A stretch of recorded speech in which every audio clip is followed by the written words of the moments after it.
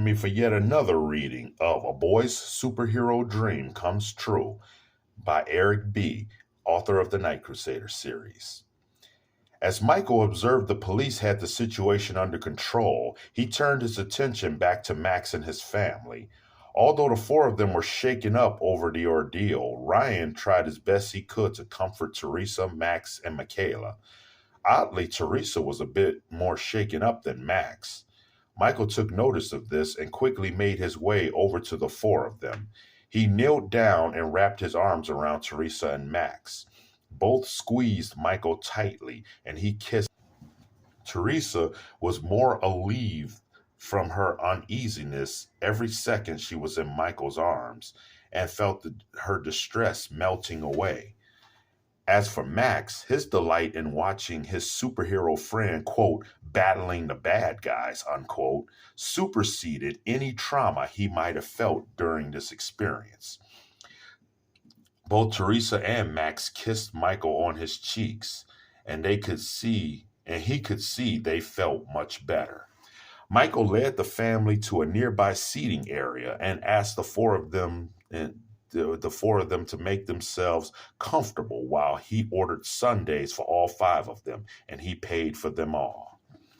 Michael invited the entire family to make any inquiries of him they wished, and emphasized that he was open to addressing almost anything they may wish to ask him. Max assumed the lead in asking Michael questions. Most of Max's questions were in regard to his curiosity with superhero life and secret identities and the burden of assuming the responsibility for the lives of a great many people. Ryan, Teresa, or Michaela threw in a question every now and then, but Max more or less held the monopoly on inquiries. Once Michael noticed that the five of them had been conversing for almost an hour and 45 minutes, he decided to bring the gathering to a close. He knew that everyone in this family had obligations to attend to, so he did not want to hold them there at Traveler's Inn all night. Of course, Max was somewhat sad about this, but Michael made him one last promise. He agreed to make a one-time and one-time only appearance at Max's school during school hours. Max was enlivened by this promise. Michael had the family stay put while he flew to their house to grab his hover cycle. This time, he flew at full speed so as not to leave the family at the lodging area without him for too long. He returned with helmets for all four of them. Michael told Ryan to mount up, holding tightly onto him, and Teresa to mount up, holding tightly onto Ryan. Max and Michaela would sit on Michael's lap, facing him with their arms wrapped around his neck, holding on tight.